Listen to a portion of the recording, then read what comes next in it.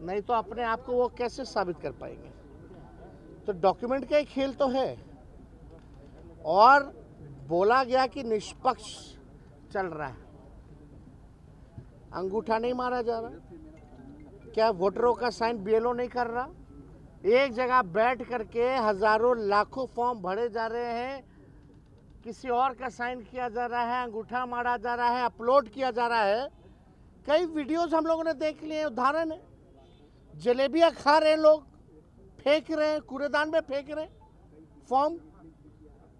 ये पारदर्शिता है, ये प्रोसेस को ठीक मान रही है सरकार, यानी फर्जीवाड़ा हो रहा है पूरी तरीके से, केवल संख्या को पूरी करने के लिए, यानी सरकार जो है फर्जीवाड़ा करवा रही है। इसलिए सरकार जो है इलेक्शन कमीशन का जो है पक्ष ले रही है। अब भाई सम्राट चौधरी जी ने तो बिहार का प्लान ही रोक दिया और अपने ही सरकार पे सवाल खड़ा कर दिया, यानी नरेंद्र मोदी जी पर, भारत की सरकार पर सम्राट चौधरी जी ने सवाल खड़ा कर दिया। ये गवर्नमेंट ऑफ इंडिया का जवाब है राज्यसभा का, और ये 1/8/2024 का है। तो आप समझ सकते हैं, इसमें साफ तौर पे ये लिखा है कि लगभग 3 करोड़ लोग, ये लेबर मिनिस्ट्री का जवाब है, 3 करोड़ लोग जो है रजिस्टर्ड हैं, जो बाहर पलायन करते हैं। नॉन रजिस्टर्ड को छोड़ दीजिए, नॉन रजिस्टर्ड समझ जाइए कि जो लोग अपना कमाने जाते हैं बाहर, किसी के यहाँ ड्राइवर की नौकरी कर रहे हैं, कहीं गार्ड की नौकरी कर रहे हैं, कहीं किसी के घर में काम कर रहे हैं, जो बिहार से लोग पलायन करके गए हैं, तो इसकी संख्या 4.5 करोड़ है। और सम्राट चौधरी सदन में खड़ा होकर के बोलते हैं मात्र 2-4% ही लोग जो है बिहार के बाहर है। कितना झूठ बोलेंगे, मतलब कोई झूठ बोलने की सीमा अब इन लोगों की नहीं रहेगी। इसलिए हमने सम्राट चौधरी जी को ये भिजवाया, देख लीजिए, आप ही के सरकार का ये उत्तर है, और आप यहाँ कह रहे हो कि पलायन बल्कि बढ़ा है। ये कॉपी भी हम लोग लगवा देंगे, सारी चीज़ें आप लोगों को भी मिल जाएगा आप लोग के व्हाट्सएप पे। लेकिन ये अद्भुत है कि पूरी प्रक्रिया जो है, किस प्रकार से ईमानदार पत्रकार पर एफआईआर क्यों किया गया, अजीत अंजुम जी पे एफआईआर क्यों किया गया, क्योंकि ग्राउंड रियलिटी उन्होंने दिखाया, एविडेंस उनके पास है, सबूत उनके पास है, फिर भी सरकार के लोग जो है अंधे बने हुए, कुछ इनको नजर नहीं आ रहा। तो ग्राउंड रियलिटी क्या है आप समझ सकते हैं कि सरकार को पड़े ही नहीं है, मालूम ही नहीं कि ग्राउंड में क्या चल रहा है, या तो निश्चिंत है क्योंकि उन्हीं का इलेक्शन कमीशन काम कर रहा है। यही कारण है, कोई उत्तर गोल गोल जलेबी छानना, अरे वो तो हर साल प्रक्रिया चलती है, नाम जोड़ना घटाना, मृत्यु जिसकी होगी तो हर साल जो प्रक्रिया चलती है।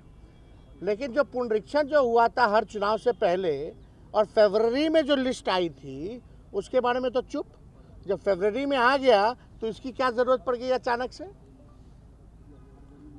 ये तो सवाल उठता है, इसका भी कोई जवाब नहीं, डॉक्यूमेंट को लेकर के भी कोई जवाब नहीं। तो इन लोगों के पास कोई उत्तर नहीं था, जो इलेक्शन कमीशन प्रेस नोट भेज रहा था उसी बात को ये लोग दोहराने का काम कर रहे थे। विजय सिन्हा काफी नाराज दिख रहे हैं।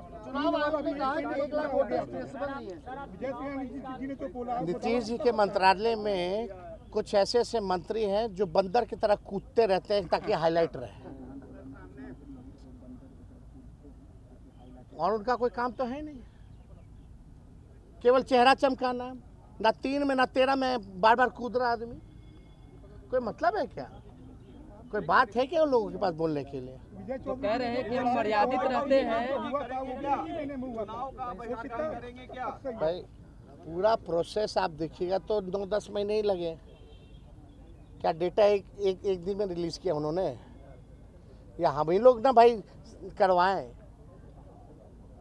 और वही बीजेपी का लोग बोलता था ना कि जब जाति आधारित गणना हो रही थी तो हमारे यहाँ आए नहीं लोग, हमारे यहाँ नहीं आए लोग। पूरी प्रक्रिया को ना आप केवल आप जो है जा करके उन्हें पूरा प्रोसेस होता है उसका। आप जाते हैं, डेटा लेते हैं, डेटा आप एक साथ उसको अपलोड करते हैं, देखते हैं, जोड़ घटा होता है, उसके बाद पूरा रिलीज किया जाता है ना, पूरे प्रोसेस। हम पूरे प्रोसेस के बारे में बात कर रहे हैं, वो पार्ट के बारे में बात कर रहे हैं। तो चालाकी तो वहाँ है, एक पार्ट के बारे में वो बता रहे, लेकिन पूरा प्रोसेस का समय नहीं बता रहे। वो डोर टू डोर की बात कर रहे हैं, लेकिन डोर टू डोर के बाद ख़त्म थोड़ी हो जाता है। वो तो फिर जमा होता है, सबको क्लब किया जाता है, क्लब करने के बाद डेटा बनाया जाता है। तो पूरा प्रोसेस के बारे में नहीं बात कर रहे, वो केवल पार्ट के बारे में बात कर रहे थे।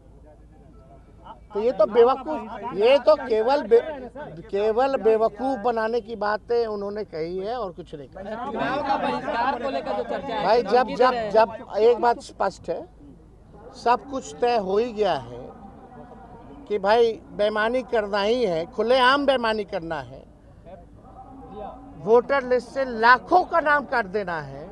और यही लाखों वोटर जो थे मोदी जी को वोट दिया, कई सरकारें चुनी, तब ठीक था। अब ये अचानक से गड़बड़ कहां से हो गया, यही तो सवाल पूछा जा रहा है। यानी सरकार के लोग आज खुद ही कह रहे थे कि भाई हम फर्जी चुन करके आए हैं और फिर से फर्जी चुन करके आएंगे। तो जब बेईमानी करना है तो हम लोग इस पे विचार कर सकते हैं बॉयकॉट करने का चुनाव। दूसरे पार्टियों से भी आप बात कीजिएगा, दूसरे नेताओं से? हम सब दल के लोगों से बात करेंगे। महागठबंधन चुनाव का क्या मतलब रहेगा जब लोकतंत्र में जनता ही वोट नहीं देगी? चंडीगढ़ जैसा तुम लोग काम करोगे तो क्या मतलब रह जाएगा? तो हम लोग इस पे गंभीर होकर के चुनाव बहिष्कार पर चर्चा हम लोग कर सकते हैं। ये विकल्प हमारे पास खुला है। 28 को सुप्रीम कोर्ट में सुनवाई है, तो होगा तो उसमें भी हम लोग पक्ष रखेंगे। सुप्रीम कोर्ट ने फटकार लगाया, इसके बारे में तो नहीं कहा। सुप्रीम कोर्ट ने आधार का सलाह दिया, इसके बारे में सरकार में विजय चौधरी वगैरह क्यों नहीं बोले कुछ? चुनाव आयोग क्योंकि छुपाना है, बचाना है चुनाव आयोग को। मिले हुए लोग हैं ये लोग। Thank you. और अभी असली खेला तो 1 अगस्त के बाद ये लोग करेंगे। क्या बोलते हो, ARO जो ERO जो होते हैं, ERO जो हैं, असली खेला तो 1 अगस्त के बाद होना है।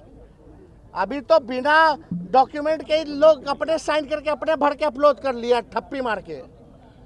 अभी 1 अगस्त के बाद असली चुनाव आयोग खेला खेलने जा रही है। हम लोगों की नज़र है और हम लोगों के पास खुला विकल्प है। बेईमानी करना है, लोकतंत्र को तुम खत्म कर रहे हो, जनता का, गरीब का अधिकार छीन रहे हो, उसका अस्तित्व मिटा रहे हो, तो चुनाव का क्या मतलब है? ऐसे एक्सटेंशन दे दीजिए सरकार को।